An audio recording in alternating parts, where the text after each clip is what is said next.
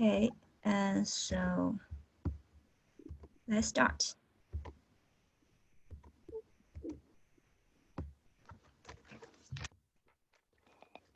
So, ladies and gentlemen, a very good morning to all of you in China and a good afternoon for you in Australia.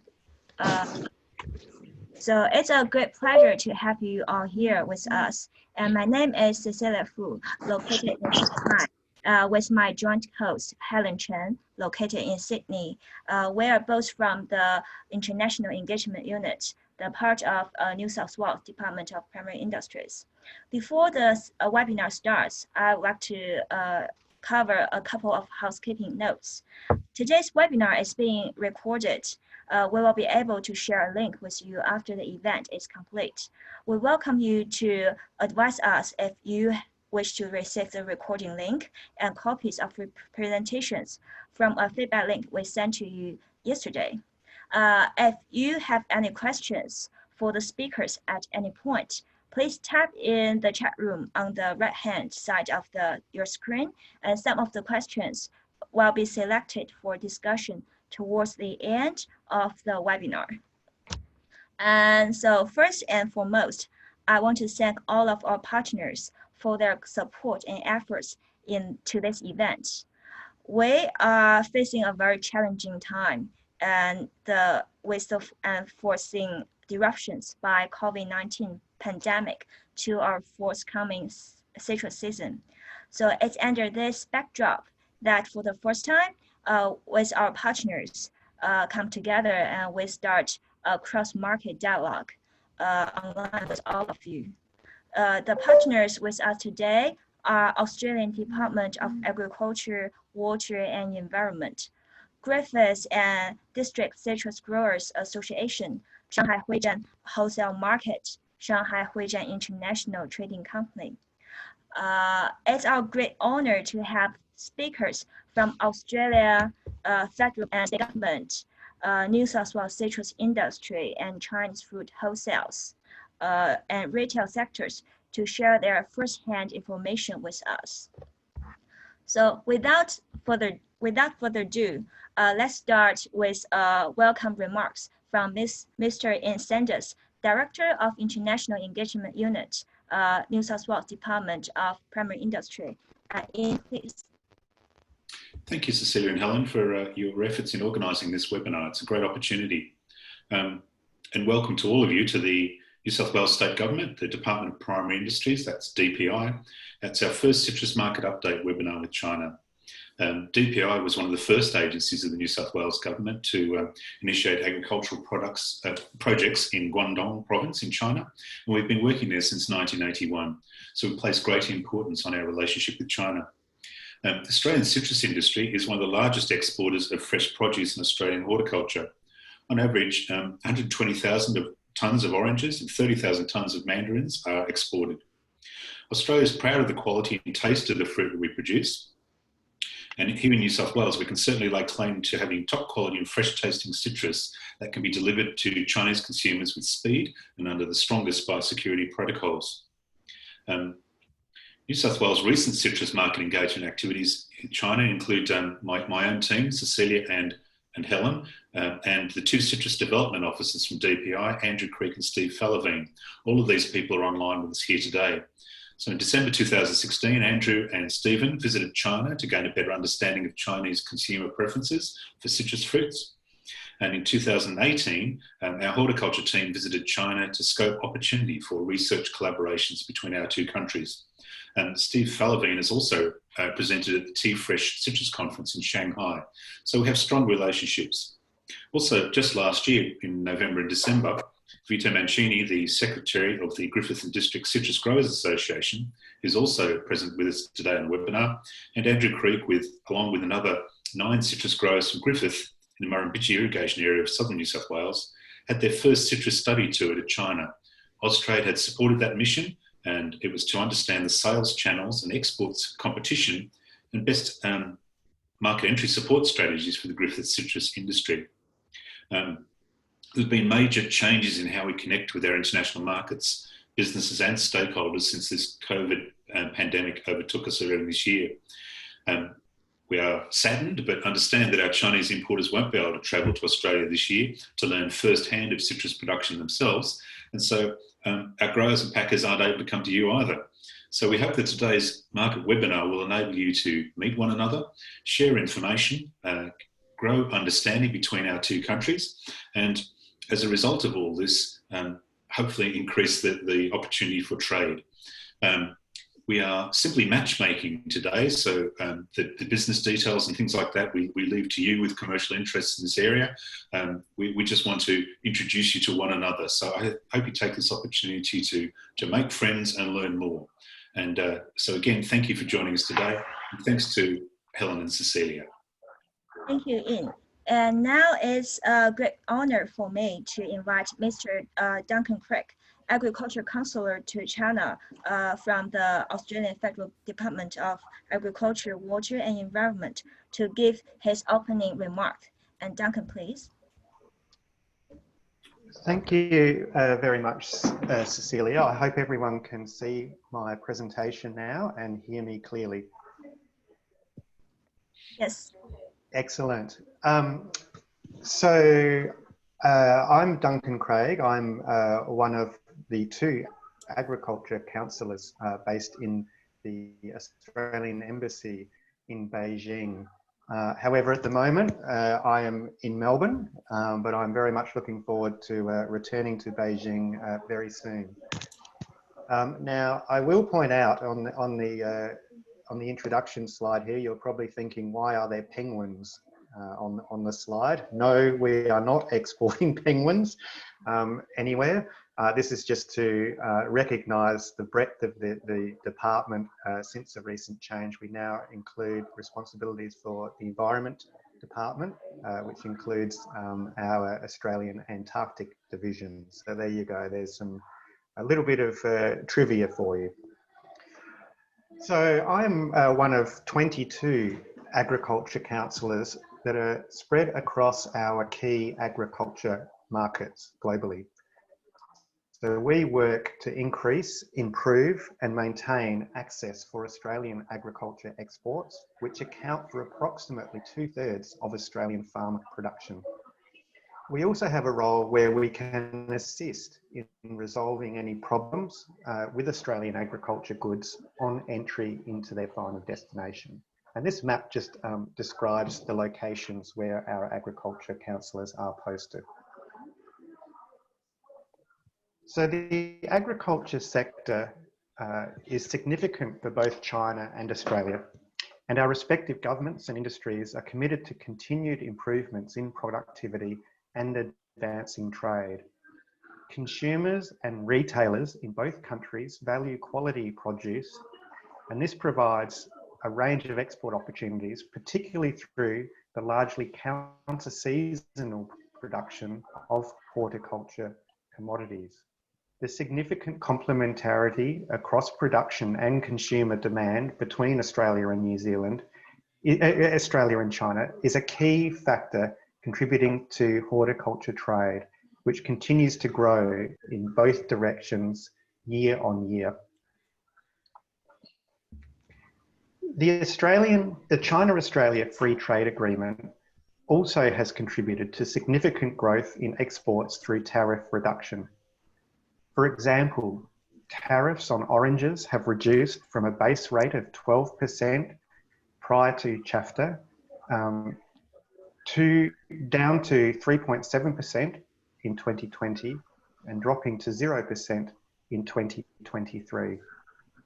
As a result of our improved market access and lower tariffs, navel oranges exports have increased to China over the 5 years since CHAFTA came into force, increasing from 30 million in 2014 up to 186 million last season. So while free trade agreements provide either a reduction or elimination in tariff, they do not address all the issues that influence market access with trading partners. In particular, they do not address importing country requirements such as quarantine, inspection and biosecurity requirements, labelling or product standards, and food safety requirements. These requirements can influence both access for products to market and the cost of doing business, which in turn can influence the uptake of FTAs such as CHAFTA. So the Australian government is committed to supporting businesses get the most out of FTAs through significant resources focused on such non-tariff measures. And this is core business to the Department of Agriculture, Water and Environment, and in particular for our global network of agriculture counsellors. A good case study of this was the work that was undertaken following a significant delay in China accepting and publishing a list of Australian properties for export of citrus in 2019. And this affected those growers with new blocks that were requiring listing. Now, the delay was due in part to a change in internal procedures within the Chinese administration of customs. This included the need to provide additional information compared to what was provided in previous years. In working with the industry, the department has modified its procedures to provide the additional information required by GACC and streamline the registration and assurance processes to enable the list to be submitted to China earlier than in previous years. And we were very pleased to say that Australia's 2020 citrus season list was published only the other week. So there are approximately 650 farms and 70 pack houses registered for export to China. So China is a premium fruit market, with secondary markets like Indonesia and the Philippines equally important and strong markets for second-class or composite grade fruit.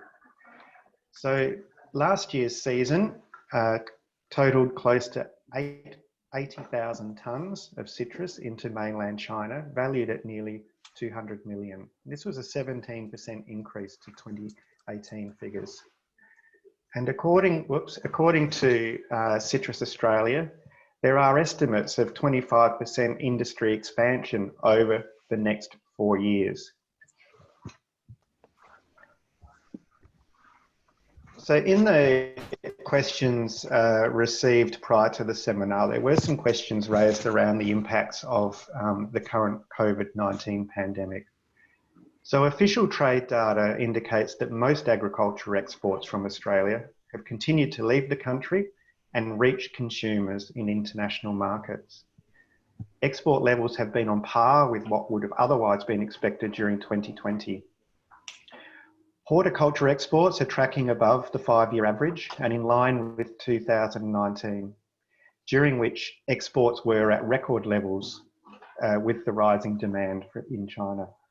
So the Australian government continues to work with agriculture industries to address supply chain concerns. The impact of COVID-19 was felt as a reduction in demand and logistical difficulties entering the China market. While the China market begins to reopen, there remains considerable uncertainty around how the virus and associated policy responses will impact agriculture trade. So COVID-19 is continuing to place substantial stress on logistics, logistic networks, particularly in serious disruption to freight, some disruption to sea freight, and international freight associated with restricted people and goods. While sea freight is gradually returning to normal in China, there are concerns in other markets such as the US, which are experiencing delays. So the approaching citrus season, which relies on refrigerated sea containers and ongoing ad hoc air freight exports, will provide a better indication of the impact on the horticulture sector. But despite COVID-19, the provision of export certification for Australian plant products is continuing as normal, and the department is looking at alternative measures for gathering evidence which do not rely on face-to-face contact. So on that, I would like to say thank you, and I'm happy to take any questions. Thank you, Duncan, for your presentation.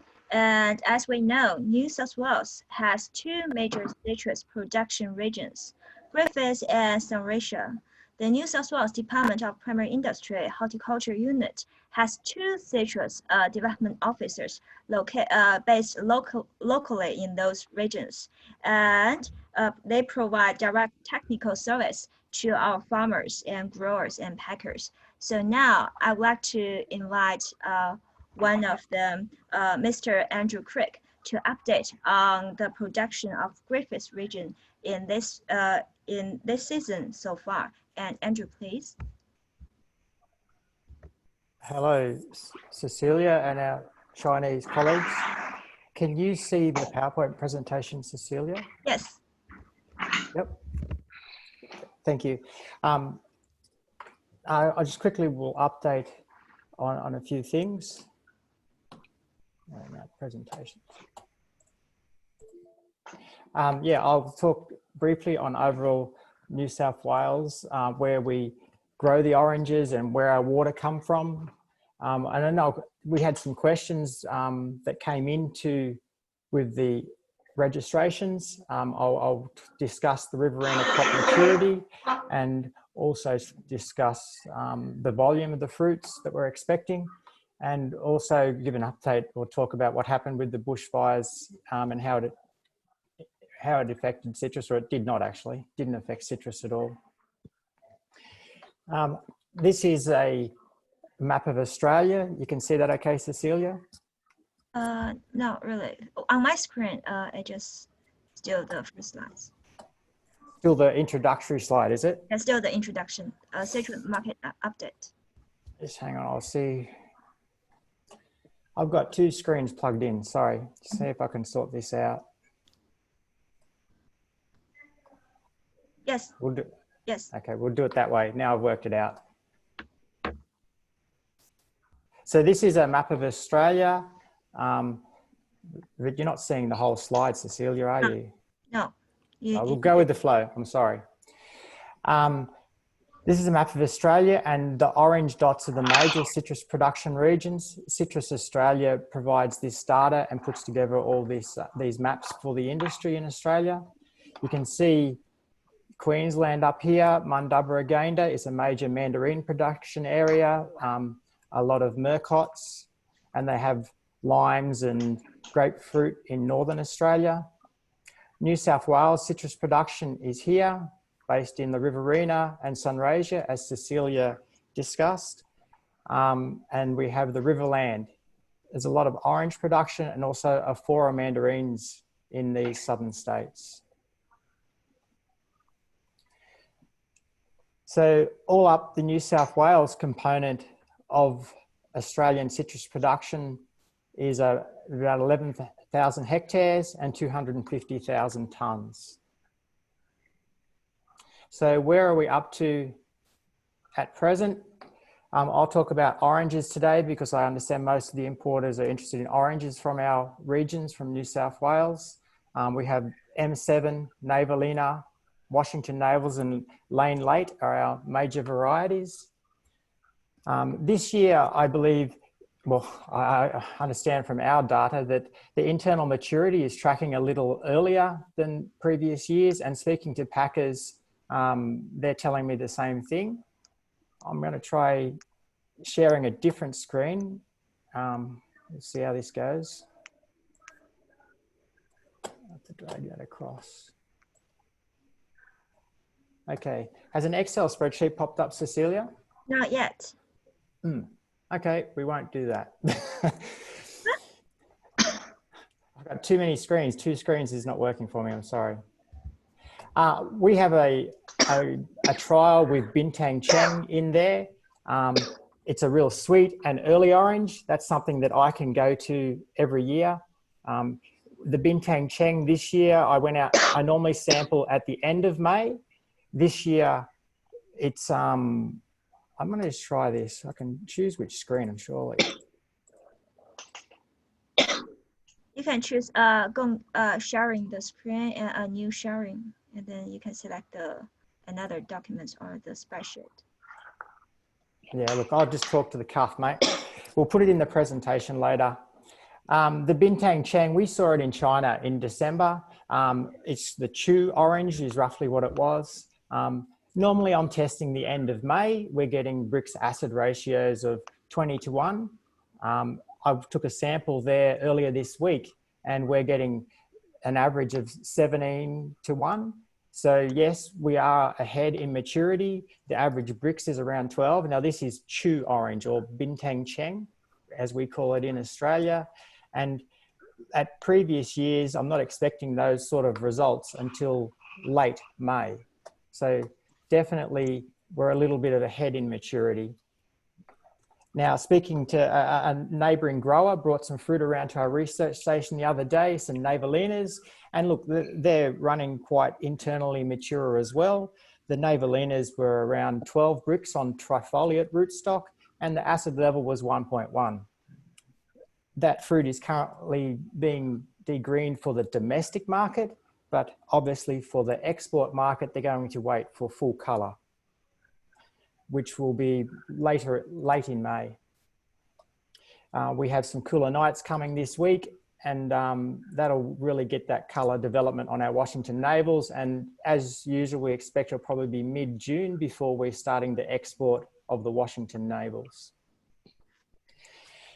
Citrus Australia undertake crop estimates around the entire country, and they shared some preliminary data with us for our meeting today.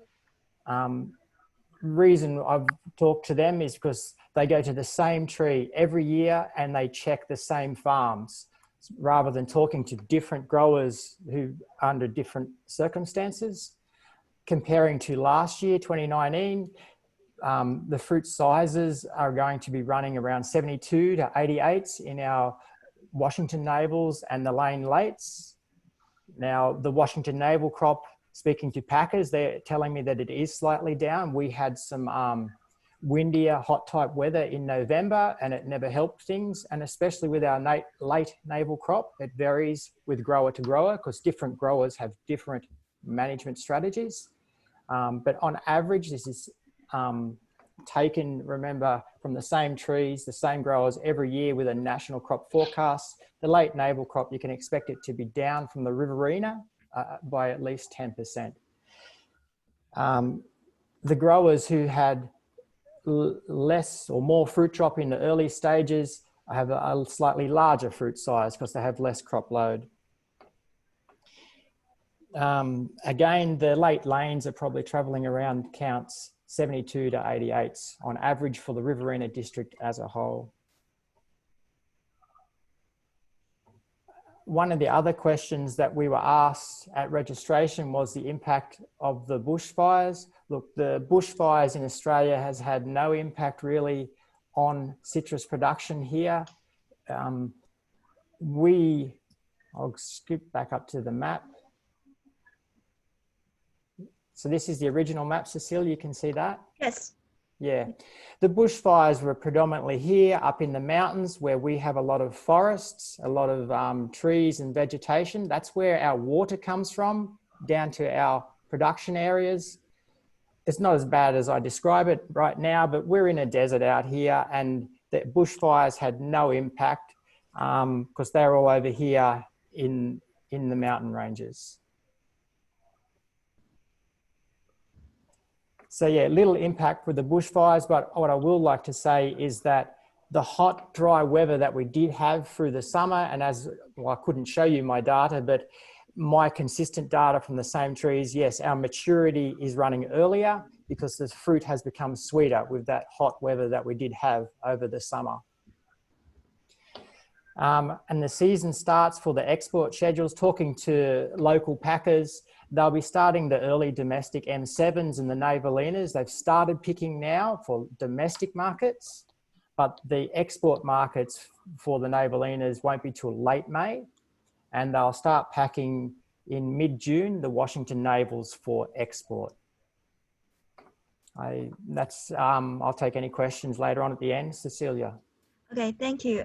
Thank you, Andrew. And then next, may we call upon Mr. Steven Spelvin to share the production information and forecast of another region, Sunraysia. Steven. I will put you on spotlight.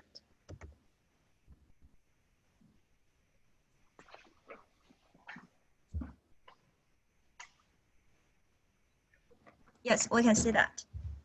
Okay. All right, so is it a full screen now? Yes. Excellent. So I am a citrus production specialist, much like Andrew. That is like dealing with fertilizer, water, and with quality attributes to fruit. Plus, we do have some interaction with understanding markets and dealing with markets, because mainly we need to understand what the markets need so we can help the growers grow the fruit that the markets need. So that's where we come in, understanding, explaining how we fit into the system. I wish to highlight that we have an industry peak body called Citrus Australia. That is the national organisation, a very good and strong organisation that deals with the industry as a whole. They are the people that mainly deal with industry-wide issues, including they are the people that also deal with the China registrations. So they are a very important group in the industry and need to be acknowledged in their place in the industry. I was asked to give a quick overview of production in Australia in general terms. So there's just a few slides showing how we grow the citrus in Australia. In most areas, it's on type of flat land. This is undulating land. And we have a moderate density of around about 580 trees per hectare.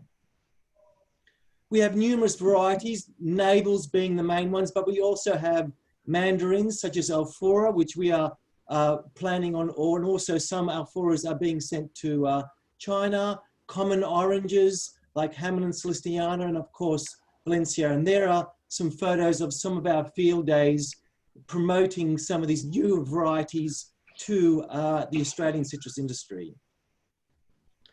We also have a number of emerging cultivars, and the mainly ones are these red ones. They're becoming very popular, and I believe they are also popular in China.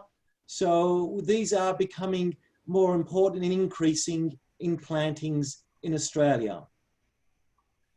An important part of our industry is that we have a budwood and seed scheme. This means that our trees are all checked before they get planted in the orchard. If they are good trees, they are free of diseases, to make sure that our plantings are reliable and disease-free. We do a lot of pruning in our navels. That's to maintain quality. We are focused on quality because we understand quality provides the best returns. So pruning is one of those practices, both mechanical and hand pruning. We are mainly, mostly all irrigated from the river. We use sprinkle irrigation, drip irrigation, and of course, we use electronic devices to measure the soil moisture so we can accurately manage the water. And harvesting, well, mainly oranges are hand-picked and mandarins are clipped, mainly to maintain that quality for mandarins, and all picked into bins and then sent to the packing house. So we are very focused on food safety. I mean, we also eat the fruit that are exported to other countries. We don't have a block just for export and a block just, only for domestic, and that's the way it goes.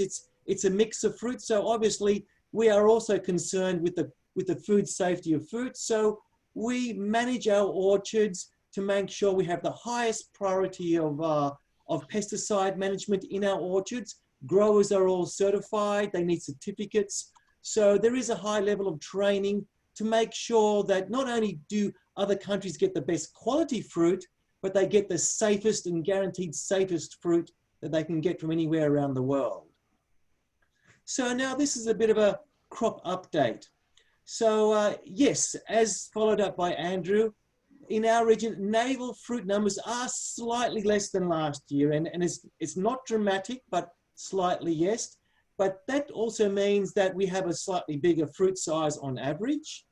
However, we got that heat in the October period, which did drop a bit of fruit, and that's what caused the slightly reduction in numbers. But still there's lots of fruit out there and very similar, but slightly less than last year. Now, the thing to make note of is that we did have a high level of winds in springtime, and that has increased fruit blemish, which will reduce first grade fruit numbers. Now, it won't reduce it by a dramatic extent. It just will, reduce it by a few percentage points. But that, of course, will mean that there will be, in general, less first grade fruit available. But that does not mean that China will get less first grade fruit, because there's still a lot of first grade fruit, depending on how your packer allocates their fruit to different markets, and depending on competition will of course depend on how that fruit is disseminated to the export market. So once again, it comes back to having good communication with your packer and firming up the numbers of fruit, because they would know more about their growers on what I would, because I only see a few growers. They would be visiting their growers quite regularly and would have a much better idea of what their volumes are for their growers. So of course that means there's an opportunity to perhaps a bit of composite fruit.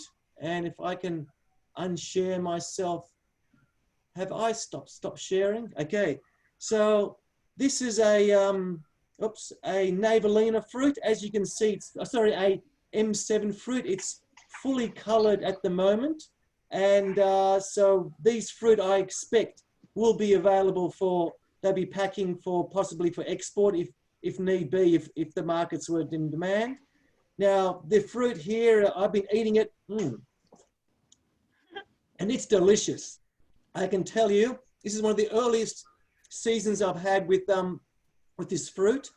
Now, this fruit has good bricks around about, at the moment for the M7s, around the 13, 14. So we're getting very good bricks. It's very early. The acid is still around about 1%, 1.1. However, because of the high bricks of the fruit, it's masking the acid, and it's getting very good flavor. So I expect a good flavor year this season based on only M7s. We can't do an assessment on the navel fruit because of the mid-seasons, because they're still green. So it's a bit too difficult to predict that early. But so far, the M7s I've been eating have been very good quality. Now, I was asked the question also about how is industry going to cope with the increase of chili into the market. And in all honesty, that's not an area that is my focus. That's more to do with Citrus Australia. So Citrus Australia is more dealing with these kind of areas. But in general, I would assume that they would be monitoring the situation, of course. But in general, Citrus Australia and the industry in general, we are always focused on improving quality, improving flavor, and improving the external surface of the fruit. So this always is a focus. And I believe we will always be trying to achieve better and better quality for industry and for our export markets. So that ends my overview. Thank you, Stephen. And after the updates from our two citrus officers in New South Wales, it's my great pleasure to welcome New South Wales grower representative, Mr. Vito Massini, to present. Vito is the Secretariat of Griffith and District Citrus Association and the Managing Director of Red Belly Citrus, specializing in growing and exporting blood oranges. So let's welcome Vito to give us his speech. Vito, please. Hello, Cecelia, and welcome all attendees to this meeting. Now you can see me. Sorry, I didn't pretty myself up for this meeting. But no, thank you very much for Cecelia and Helen and Ian for allowing this meeting to happen between our industry and your industry. I hope that we can share as much information as possible to build up confidence for this coming season. And we look forward to being able to serve our customers near and far with the best quality citrus we can possibly. Just to give me a moment, I'll find the right screen to share.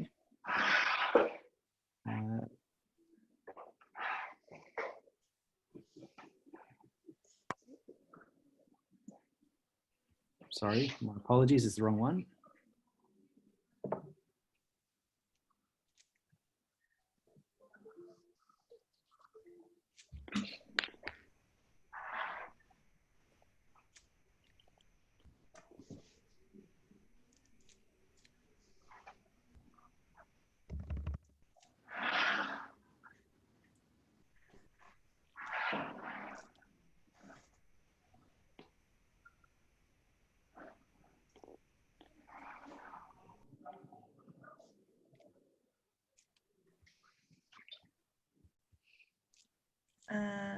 Yeah, my apologies. I've lost my presentation. So No, here it is. I've got it now. Okay, all right. So it better be this one, otherwise we're in trouble. Okay, all right. Now, yeah, good afternoon again, everybody. Yeah, so as Cecelia introduced, I'm Vito Mancini, the Secretary of the Griffith and District Citrus Growers, and I'll take you for a brief overview of what our association does, our industry, and answer some of the questions that you have posed over the last few days. So Griffith, which is based in the Riverina of New South Wales, we're in the southeastern area of New South Wales.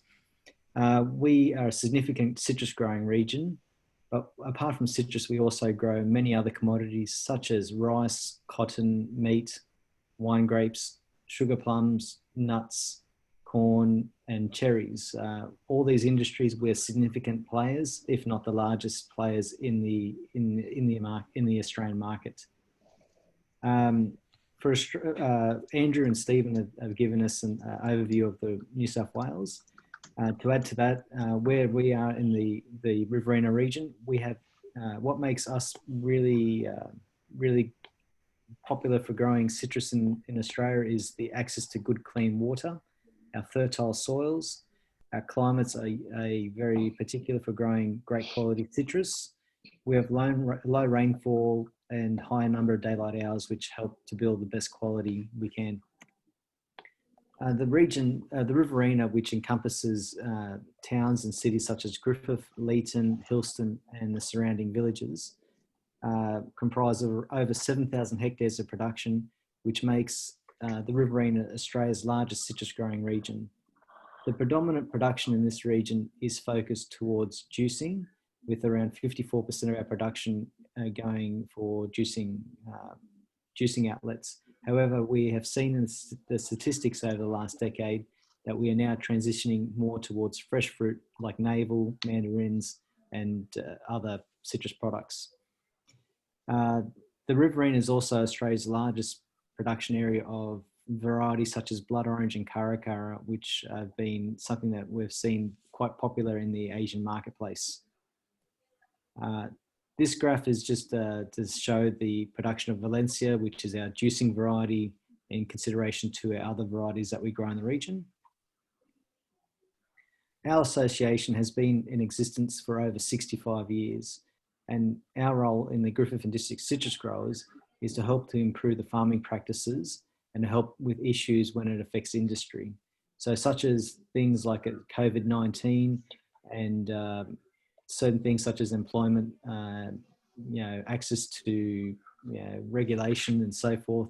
Our association helps our growers and our packers understand what is needed and help them receive the tools to be able to successfully supply fruit around the world.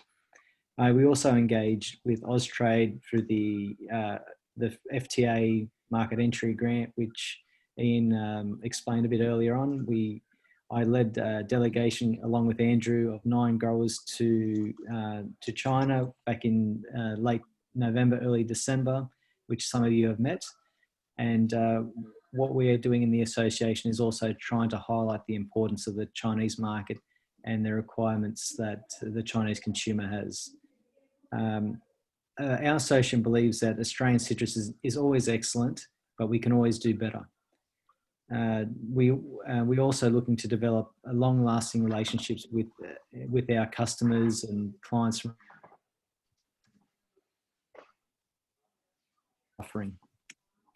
Some of the questions raised over the last few days, I'll answer now. So one of the questions is with the coronavirus or COVID-19, the impacts that we are facing in our industry. Now, Australia's been very fortunate. We have had a strong government response to COVID-19, and we have had procedures put in place early on to limit the spread of the virus.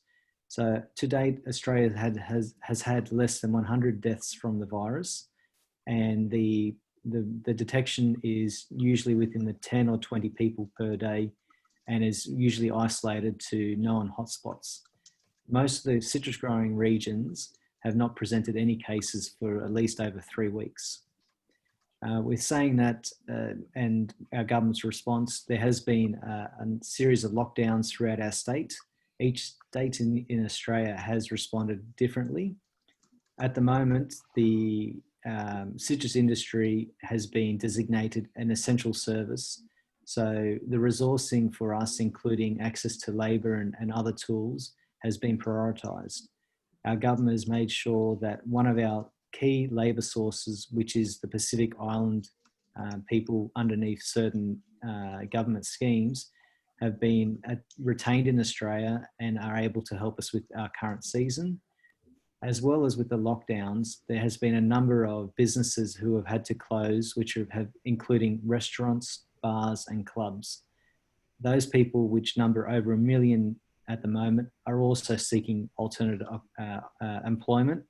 And we are all receiving phone calls virtually every few hours of looking for any opportunities for work. So we are in a very lucky position to have plenty of staff available for this coming season. We've been also fortunate that that citrus has had a long-held reputation of being a very healthy fruit in times of virus and disease. So we've noticed over the last 3 months that consumption of citrus in Australia has exceeded our previous levels. I think we are seeing that phenomenon globally as well. So our strong demand has made for strong markets at the moment. The only concern that has been raised in our industry so far is the access to USDA APHIS certified shipping containers to do cold differentiation procedure to enter markets such as China. And speaking with a number of logistics experts, what I've been told is that the containers are making their way back to Australia to be filled with citrus for export. However, there may be up to 1 or 2 days delay in access to these containers, and usually 1 or 2 days doesn't cause any significant delays in arrivals on the shipping and for departure. Australian citrus versus Chilean citrus versus South African citrus. Well, Australia's the best, straight up like that. No, we've always been known to make an outstanding offer. Even when you look at other markets that we service, such as Japan, USA, and other South Asian countries like Indonesia and Thailand, we are recognised as being a premium supplier. One thing that we've always been known about is our high bricks levels. So as Stephen was making clear before, we regularly achieve very high brick levels and sometimes up to 3 units higher than our competitors. Another really great quality that we produce is a high level of colour inside our juice. So our navels and our juicing variety like Valencias usually have a high level of a total soluble solids, which is the sugar and the colour that is inside the juice, which makes it outstanding. Also, one of the key opportunities with Australia is our highly regulated systems that we have in place. So our government and our peak bodies systems that we employ give us a very high level of safety for our product to all our customers, both in Australia and abroad. And lastly, look, I've travelled around the world and seen many of our competitors and looked at their production. And one thing I really find quite special in our industry is that most of our farms are run by mum and dads. There are family farms with the family running the orchard. They're doing the pruning, they're spraying, and they're checking over the orchard every day, making sure and ensuring there's a high level of quality and a high level of detail. And I know my own orchard, and I can speak to many of the growers in our association, that we do not do things such as apply chemicals needlessly or try to damage make things that are not so healthy, because This is where we live, this is what we do in our lives, and we make sure that we try and deliver the best we can for our customers. The third question I was asked was about branding and promotions. Now, our delegation that arrived in China there in November, we do acknowledge that Australia's offering of promotions is quite poor. It's something that we need to work with as an industry to try and build our profile. I think Australia has been fortunate over the last few years that there hasn't been too many Southern Hemisphere offerings into the Chinese market. And now with Chile entering the market, that is definitely going to be changing. It's something that in our association, we will be looking at trying to develop support material for our exporters in this region to help with engaging your consumers to understand the reasons why Australian citrus is so important. Well, hopefully if we get the opportunity at the end of this, we might even show you a small video that can give you a little bit of an insight to our region. And the last question was about looking at alternative payment models for citrus. So it's been widely acknowledged that most citrus is engaged from Australia through a fixed price upfront payment, or at least a large chunk of that payment being upfront. We acknowledge that that could make it uncomfortable for certain buyers in the buying fruit from Australia. However, with our very high level of regulation and our high levels of our costs and structures in Australia, it makes it very hard to be able to make easier offerings than what we have done in the past. Some businesses who have been engaged in China for a number of years, I believe, are slowly relaxing their payment terms once trust in the relationship has been built. What I implore is to try and be consistent with the people that you deal with and try to show over time your trustworthiness. And I hope that our exporters in our country can also help with you to be able to offer better finance terms to be able to make the business transaction a bit easier for you. Here's just a few products there that we grow in our region. So we do supply in bulk wooden bins. That's been a very good opportunity over the last season or two. We, as I mentioned before, we're a large provider of karas, which we see in the second with the Washington Navals in a beautiful glamorous pack. It's and I think there might be a photo of it bagged on the side, but I can't see it on my one. But we also do bagging, which is something popular in our region. So thank you very much for the opportunity. And if there's any further questions, please ask and I'm happy to answer. Thanks, Vito. After the citrus production overview from Australian side, I'd like to in particular welcome our two Chinese representatives to share their insights on the imported citrus market condition and trends from their points of views. Firstly, let's welcome Ms. Miri Liu, Purchasing Director from Shanghai Sunfruits, to talk about the current wholesale market of imported citrus. And Miri, please. Thank you. Yeah, let me put it share the screen, make sure I can check. Cecilia, can you see the screen? Yes, I can see it. You can play. Okay, let me zoom in. Yeah. Thanks a lot, everyone. It's a great honor to share some insight about the wholesale market. And I'm not the most experienced one, but I try my efforts to share whatever I have on hand. And I would like to share 5 different points regarding the wholesale market on the citrus. Firstly, to understand a little bit how's the general market share of the imported citrus. And secondly, to understand the mutual interest between Australia and China. And the third, which is the most important, is the affection of the COVID-19. The fourth is it's very important to understand what's the competitors or how's the general other countries' performance for the citrus when the major Australian citrus season in. The fifth, which is like to share a little bit more detailed, what's the really quality the China market prefers. First one, this is data from the China custom, which we can check like the pie, which totally the market share, which is by volume, which is Egypt is the #1, and then it's South Africa, Australia, and Spain, and USA. Sure, Australia is very much important. It's like 12%. Then if you look at the right hand, the value, which you can see like the Australia is on the coast, Australia #1, and then coming along with USA, Spain, South Africa, and Egypt. And why I'm saying like it's a mutual interest between Australia and China is because when we check the data, which is export from Australia, from 2017 and 2018 and 2019, you can see like China's portion is from 36 to 42 more or less. So if you include Hong Kong together, that means it's nearly 50%, over 50% to China.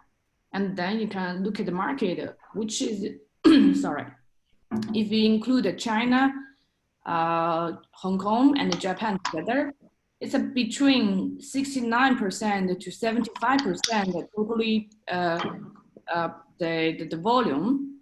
And then the rest of the country, look, the number 4 is Malaysia in 2017, which is only 6%. And then coming along and it's maintained a similar level.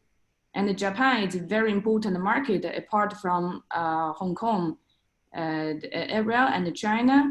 But Japan was really stable between 20 and 22. So this is a data. So you know, in China, it's pretty big. And the market, which is varies from Guangzhou, Shanghai, and Beijing. So this is data which we got from the Guangzhou market report, since it's the most important market in China. And we put all those data trying to be as accurate as possible. But for sure, different market will be slightly different. So we were just treat as a kind of reference to understand the trend of the market, which I put the information, which is between January to April, which is last year, 2019, and 2020 here.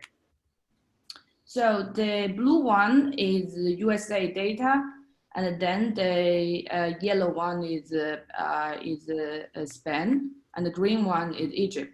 So you can see we have a flat line between end of January and the beginning of February, which means this is the Chinese New Year. So we don't have much sales, and also during this time, it's just outbreak the virus. This is the most critical time in China.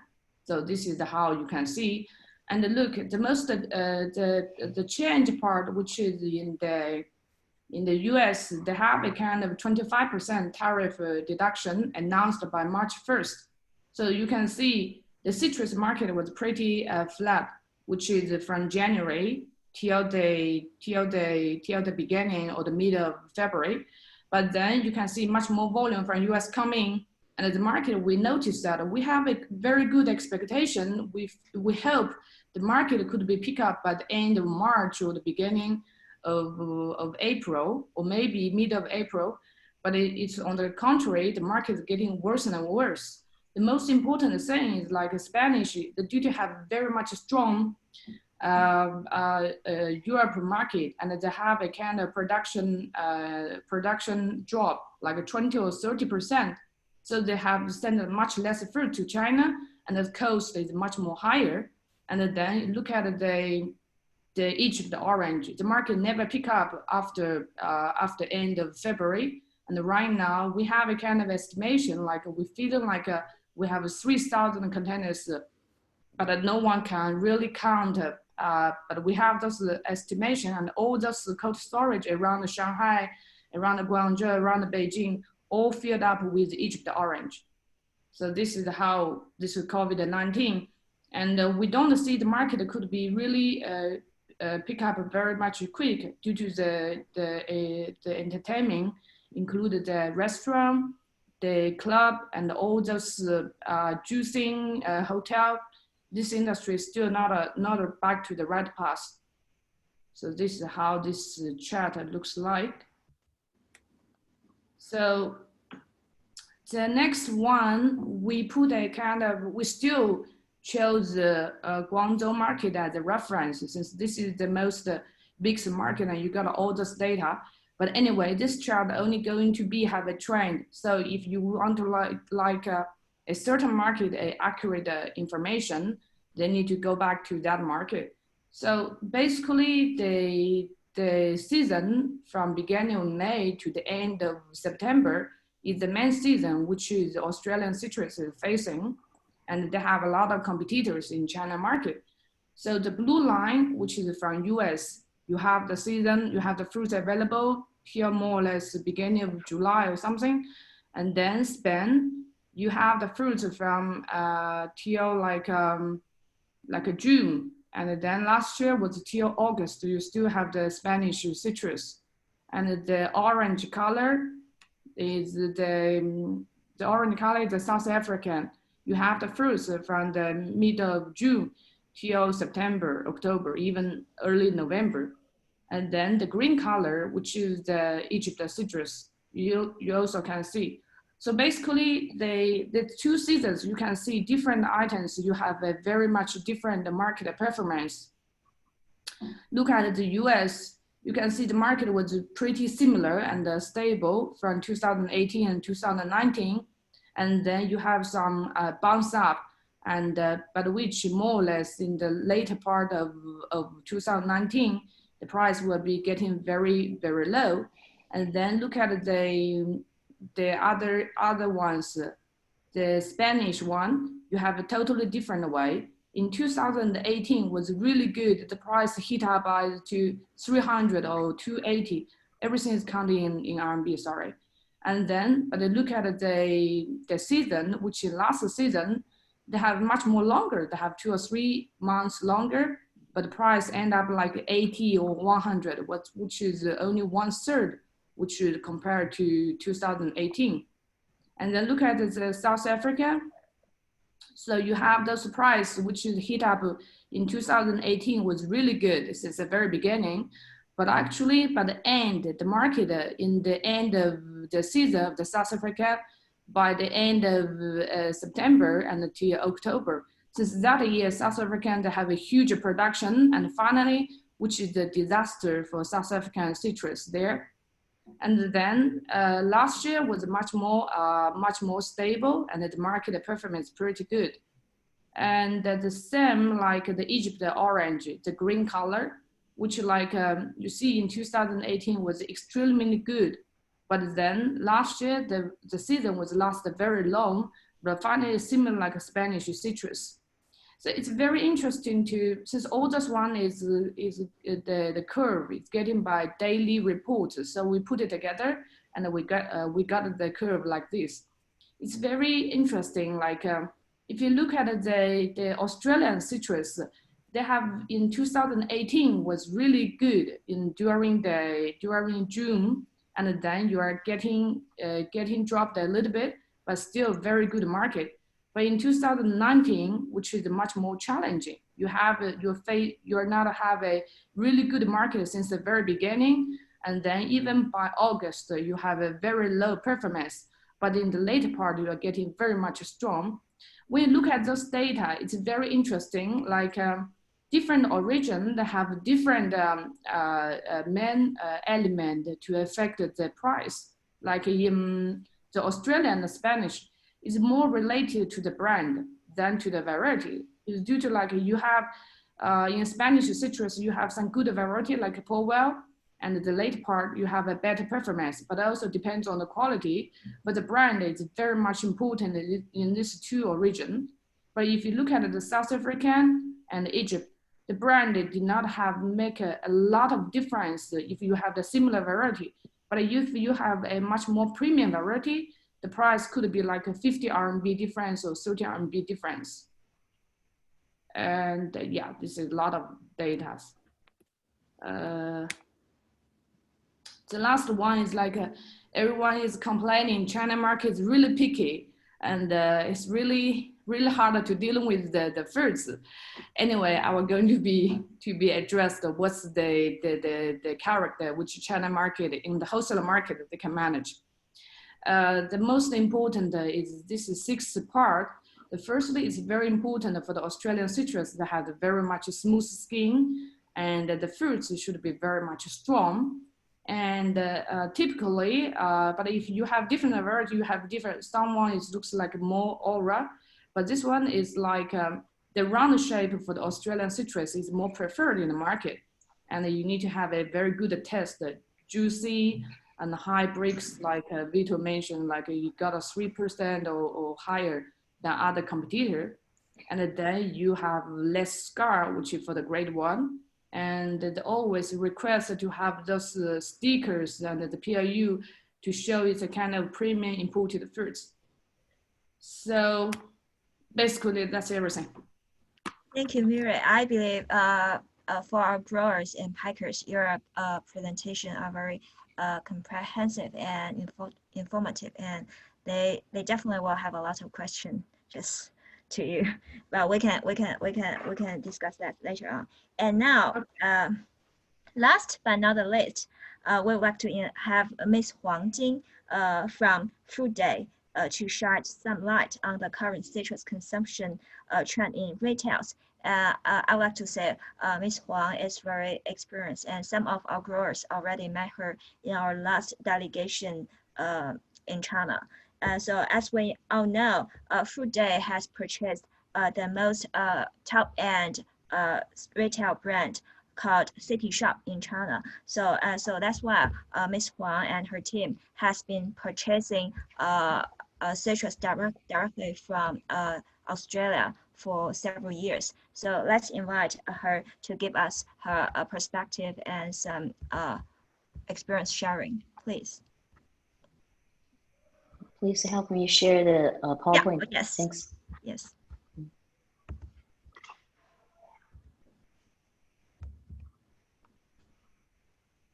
Can you see it? No, I cannot. Okay. How about others? No, I forgot. Okay, right now. Okay, now? Okay, yes. Okay. Okay, good afternoon, everyone. It's my great honor that to be invited to this webinar. First, thanks for all the first-hand information. It's very important and useful for us to know the situation of Australia citrus now. Usually in May, it's our time to visit Australia, to visit our friends and partners there, to see the orchards, to enjoy Australian ice cream. But due to the special situation this year, it's pitiful that we sit together just to have this webinar, but I think communication is very essential now. And just now, Miri shared some data. I would like to share some ideas. Please change to next slide. There's one sentence I want to say, that almost all the fruits have pressure to move this season in mainland China. I listed some: grapes, apples, oranges, and kiwi. With the grapes, in March, it's the first time that I saw that the grapes by air from Australia was sold at the same price as grapes from Peru by sea. This is the first thing about grapes. About apples, now New Zealand, they export lots of apples to China, and they do have problems. And I think because domestic apples, later I will also talk something about that. About oranges, later we have details. And just now, we already see that about the market with the performance of oranges from Egypt, from US, from Spain. So later we can see. And then about the kiwi, even this year they have pressure to move. I should say almost no exceptions that this year the fruits have pressure to move, both from wholesale and from retail.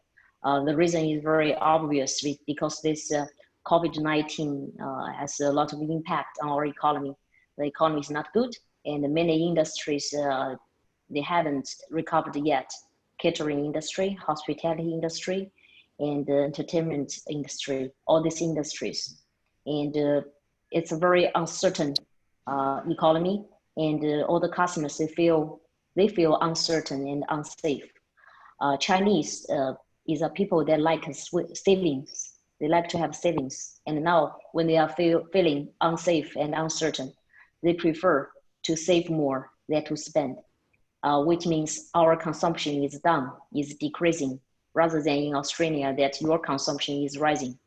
That's a totally different situation of Australia and China from the retail side, from the consumption side.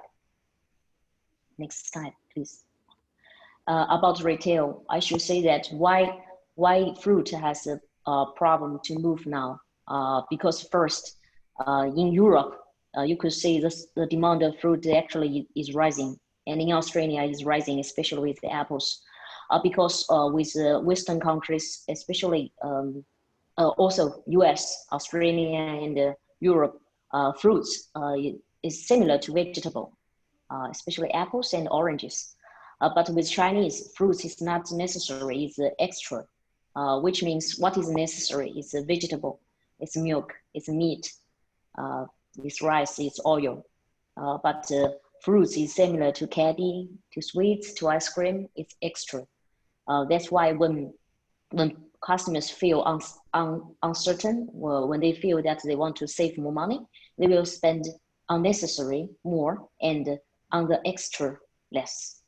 So yeah, that's why we found that fruit sales now is dropping. It's because it's extra. And second is about online and offline. Because of the shutdown in China, the lockdown, sorry, because of the lockdown in China in from February and to March, we could see that the online business is growing very, very fast. Many people start to do their shopping online. Even some people more than 60 years old, they start to use phones to do online shopping because it's safe. And now this trend is still there. Now we could see our online sales is increasing fast, almost 50%. But our offline business is down because we also have the offline shops, city shop. We could say that we have less customers to come to the shop, and even they come, they stay less time in our shop. It's not only with us, it's with all the offline business. Now Shanghai government is trying to change this, and the Shanghai government is doing some shopping festival. But you could say just because the situation is not good, so government is trying to push this. And so this year, online business is much better than offline business. Online fruit sales, we think we have chance. And the third thing is about BAT and the fragment flow. Actually, in previous years, we could see that there are big platforms. They can push the sales. But this year it's different. The sales is not only from the big platform. It's more from the growth is from the fragment flow. What is a fragment flow? It's live streaming from all the channels. Everyone can have live streaming from social. Everyone can sell things through their WeChat. They just put things in the WeChat, and so they can do business. It's very amazing that everyone can have their own business just with WeChat. And also there's a community sales. Community sales is like that. You know, in China, especially in Shanghai, there are some communities with a lot of residents. For example, my community has more than 30,000 residents, which means some neighbors, they have this community sales, and they can do it very successfully. They can sell everything just through the WeChat group. This is the change of the fruit retail in China now. Next page. Next page. Next slide, thanks. No, not this one. No. No. I think it's a bit slow. Okay, and about imported citrus before that, I should say that every year when Fruit Day is thinking about what orders we put, we always see the flow of the fruits. We think the flow of the fruits should be like a river, which means first tier city to the second tier city to the third tier cities, and to move fast and smoothly means that it's a good year. And this year we should say, if you go to wholesale market to have a look, it's not a river, it's a pond. All the water flow in, but not out. And all the coolers are full. Just now Miriam also mentioned that Egyptian citrus now, they are full coolers, many. I don't know the exact number, but I should say within 8 weeks, it cannot be finished. Maybe it takes 10 weeks. And also with the Spanish, it's much better because this year they exported less, quite less. And US price, actually, at first we thought that US Sunkist will have a chance this season, and but it was a very good starting price, and it suddenly dropped to a bottom price, and also very slow move. It's still 3 weeks for US orders, but there are too many oranges from US stock in the market. This is with imported citrus this season. And so we should say that we think that there's chance for citrus, but not now. Just now, I know the information that the maturity of Australian citrus is earlier this season. So personally speaking, I don't think it's a good news because I think it will be very tough time, very tough time from May, June to July. These are 3 months with citrus. This is just my personal view, but according to the speed of the flow of the fruits, we think this should be the time to be tough for oranges. Of course, also for others. Why for others? I should mention that, for example, for apples, apples for stock with the export. China is a big country to export apples, but due to this COVID-19, hundreds and thousands of cartons of the apples were stocked, and they couldn't export, which means they have to be sold in China market.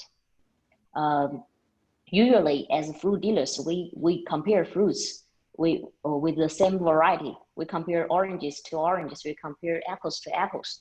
But as a retailer, I should tell you that we shouldn't compare like this. We should sometimes the price of banana will influence the price of apples, and also the price of the apples will influence the price of citrus. So there are some connections. There are some collections. And this year, the supply, domestic fruits supply of China is huge because they cannot export. So this is another reason that why I see it's high from May to July, because the market, the supply is strong, the demand is not high, it's low. So it's really hard time. Next slide, please. Next slide. Yes. Okay. About Australian citrus, I should say, this year I have been asked for many growers and many partners. They asked me what is our expectation of this year. With the Fruit Day, our expectation this year is to move and survive. It's not a year to have a high return. We have this idea just from March, when we see that the flow of fruits is very slow. And this year we start to do preparation in advance. For example, with New Zealand apples, we do preparation in April before all the fruits come. And we start this promotion to move volume because we do pre-sale, and because we know that we need to prolong our sales window time. And This year, other big platforms say they didn't do a lot of promotion for imported fruits. This is a signal. Why? Because the economy is not good, and the imported fruits, they always start with a high price. Once they start with high price, the big platforms say they quit. They didn't do this promotion. And if they didn't prepare in advance, it's not easy to move fruits. That's what I'm thinking, and that's the idea I want to share with all my friends and partners in Australia. Let's have some. We always say that we hope for the best and prepare for the worst. This year, maybe it's a worst year for all the fruits in mainland China. And this year, we need to have close communication. This year, we need to have a preparation advance. This year, we need to have a good quality, and we need to have a good and suitable expectation. If we have a very high expectation, we'll be turned down. And that's what I want to share. And thanks. Okay. Thanks, Jing. And your sharing is very insightful and very helpful for us. And now all of our speakers have finished their presentation. I'd like to hand it over to my colleague, Helen Chen, and she will start the 15 minutes Q&A session. Thanks, Cecelia. Can everyone see me? Yes. Yes. Okay. Let's go ahead and take some time for question now. And just a reminder, if you do have the questions, please just write your question quickly into the chat box on your screen. It will be on your right-hand side of the screen. And also, may I ask all the speakers or presenters to turn their audio and also their video on, because some of the questions might just come to you straight away. So may I just start to have a question from the chat room that we received early. That's, what is the sentiment of the market considering our political circumstance at the moment? May I have this question to Duncan Craig, please? Because Duncan, you are representing Australia as kind of a diplomat based in Beijing. So would you mind to answer or address this question to the participants today? Thank you, Duncan. Thank you, Helen. I can certainly do my best. Look, it is an interesting question, and I guess I would like to get some feedback from others online. I guess, you know, from an Australian government perspective, you know, we can reflect on, I guess, that strong and long-lasting relationship that the countries have had. And as I outlined in my presentation, and it was picked up in a couple of others, we very much have, you know, mutually beneficial trade and complementary trade between the two countries. So although, yes, you know, we as sovereign nations, we can have some differing opinions or views, I think we are mature enough that we can identify those differences, but still focus on the positives of that mutually beneficial trade. But yeah, I would like to get some feedback from others online. Yes, so any other speakers have opinions on this question as well? How about Vito? Do you have any thought about this question? Look, it's government to government has always been a very sensitive issue, but in terms of you know, the people of Australia and the communities of Australia, that we look past what our government's dealing with, and we get onto day-to-day sort of business there. So we are happy to serve our friends with, you know, the best product that we can grow, and we look forward to our friends to understand that what we do in our business and our relationships are stronger than most other things. Yep. Okay, thank you, Vito. So the next question, I would like to go with Miriam. So one of the questions that the New South Wales grower or the Australian grower, they concern is, are there any indications of the South African and Chilean export program for this year?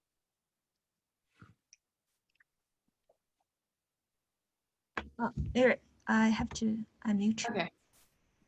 Yeah, Helen? Yeah. Okay.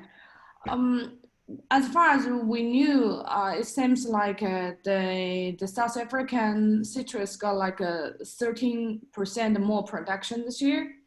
But we saw some news like seems the logistic, but I'm not the expert on the South African growers, but I saw they found some way to figure out the logistic and everything. Actually, they have some chattel which already departed last week.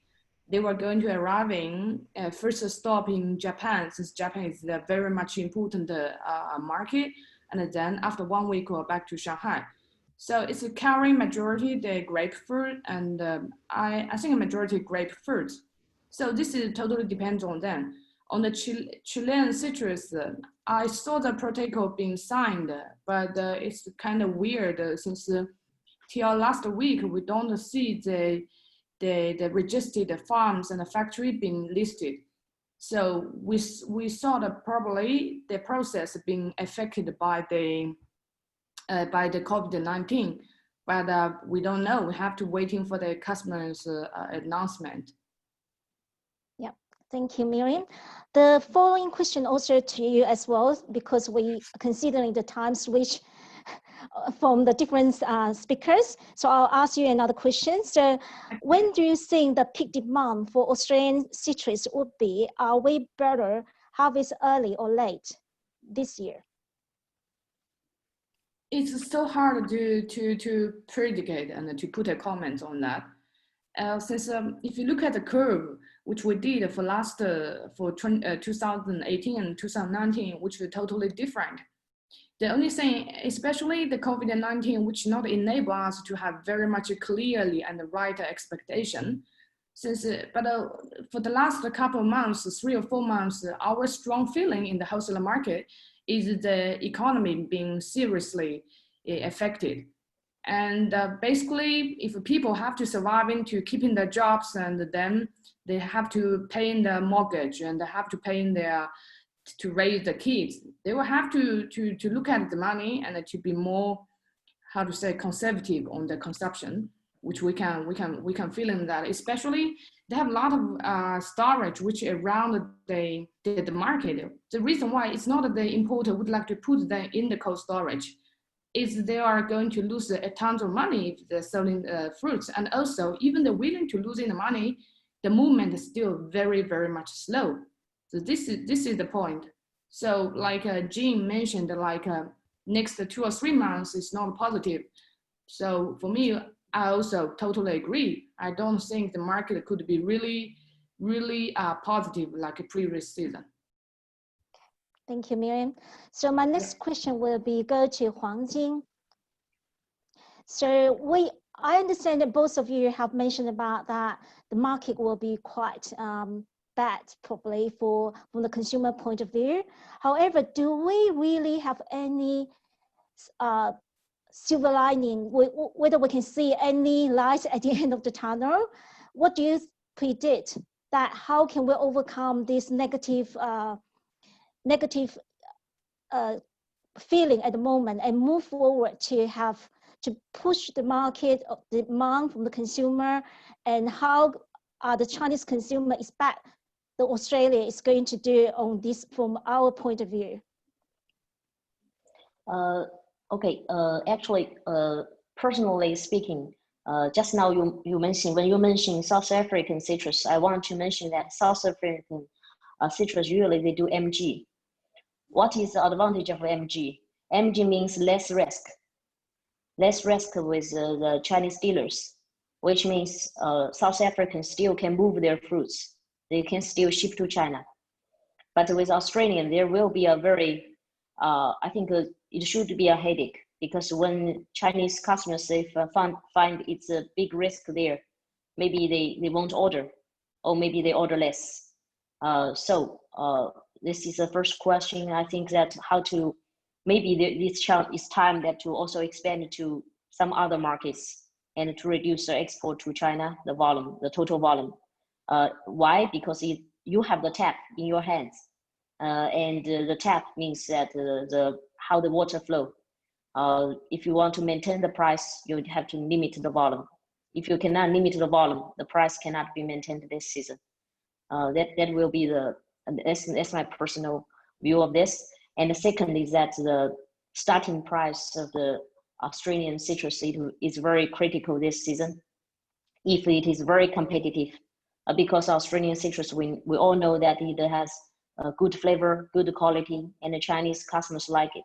If it is competitive price, if it is competitive quality, I think it's chance there. Because all the platforms will say, wow, it's such a competitive products, and we should put more focus to move them.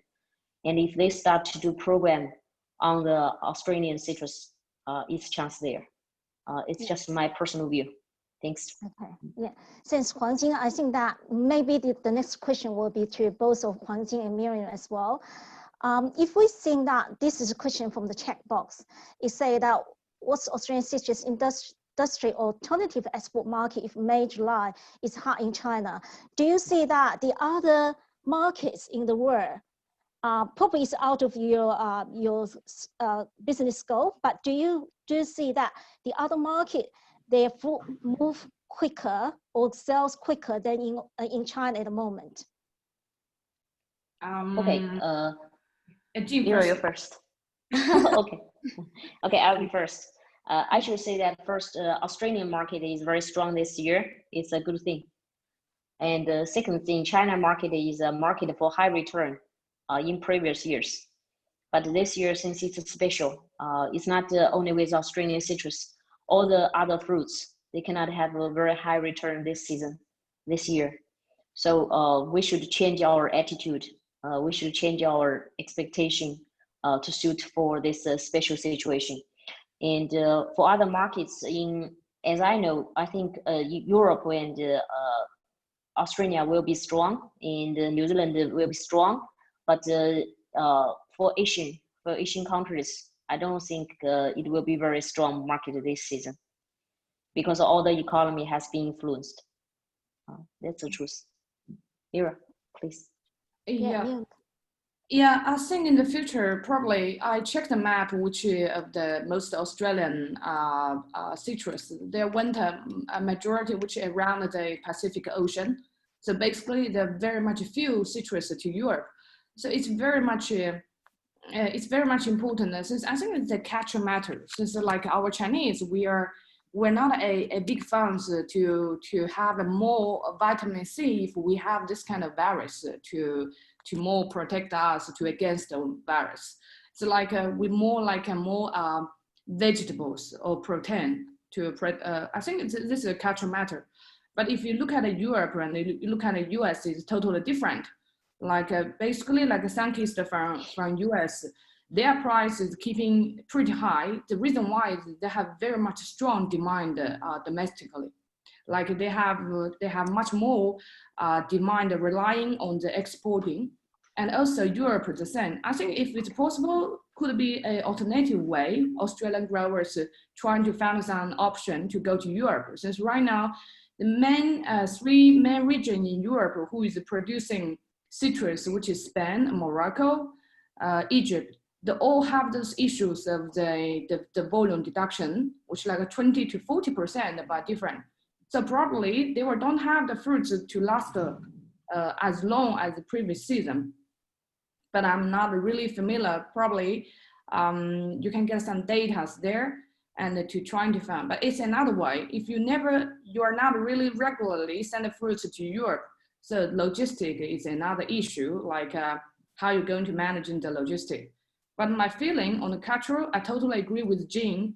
In the China market and also all those Asian market, I think it's the more cultural thing. People are not basically they don't have the motivation to purchase more citrus or more vitamin C on that.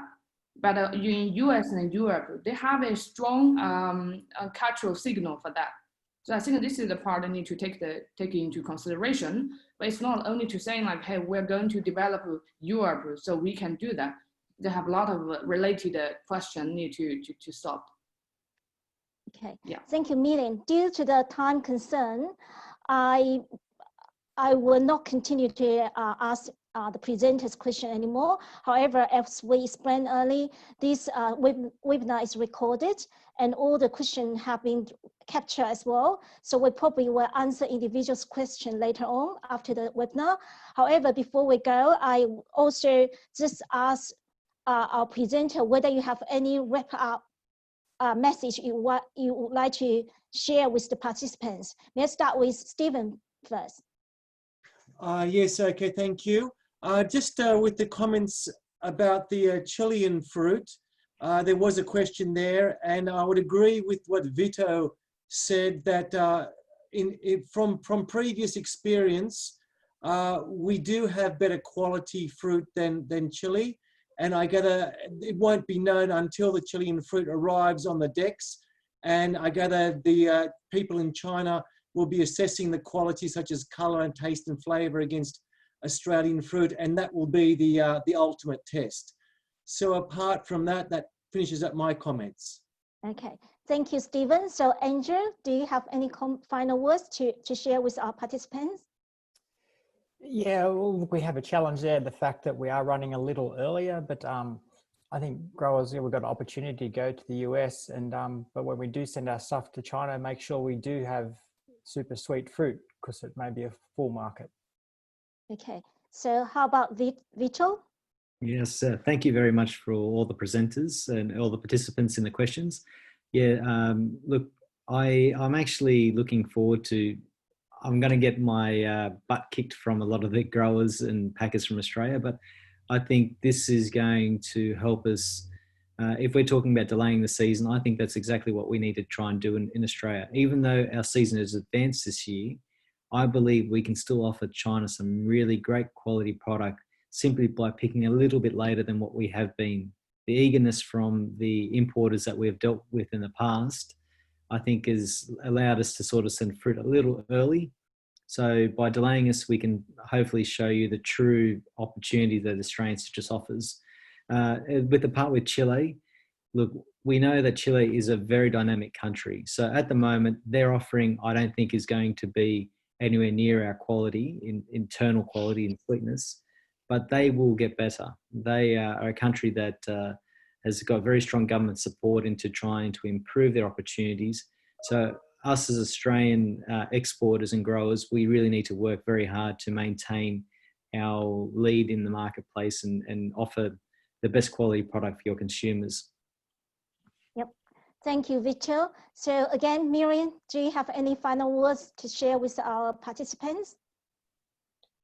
Yeah, I think this is really depends what's the grower want to get in China. If you want to have a really super good return on the fruits in China, this year we're going to be tough since the environment is not enabled. You are going to manage that, and which it's already been proved for last 3 or 4 months. But if you are going to be eventually, you are going to want to try the China market and everything, then depends how you're going to do. And if you want to have those class 1 fruits, you're processing the class 1 fruits. And anyway, this depends how this growers they're willing to do that. Yeah, thank you, Miriam. So next one on my screen is Huang Jing. Huang Jing, would you mind to give your final words with the participants today? I should say that even the situation of this year is quite special, very challenging.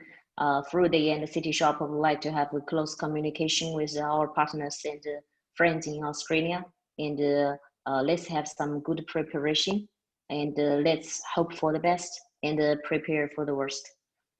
Thanks. Thanks for your positive note, Huang Jing. So last but not least, Duncan, from the federal government point of view, would you like to share your final words with us? Yeah, look, thank you, Helen. Thank you very much to the other presenters. And it was just really great to see so many participants join the discussion today. I know, we've received a lot of insights both from the Australian industry, but it's been really valuable to get the feedback from the Chinese import perspective and market perspective as well.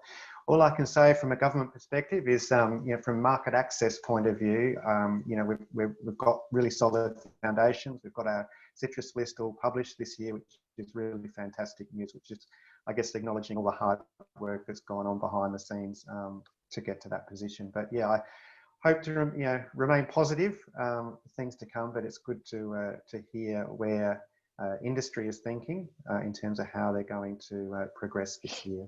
Thank you very much. Great, thank you, Duncan. And before I close this webinar, I would like to thank all our speakers to share all your knowledge and expertise and insight of the market with us. And also, more importantly, I would like to thank all the participants with us today. Thank you for taking your time to be with us and to have this webinar. And we do value your feedback.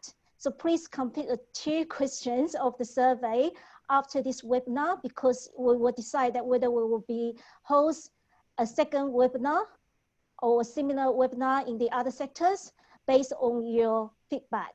So once again, thank you everyone to be with us today, when we're hopefully to see you next time. Bye for now. Thank you. Bye. Thank you. Bye. Bye-bye. Thank you.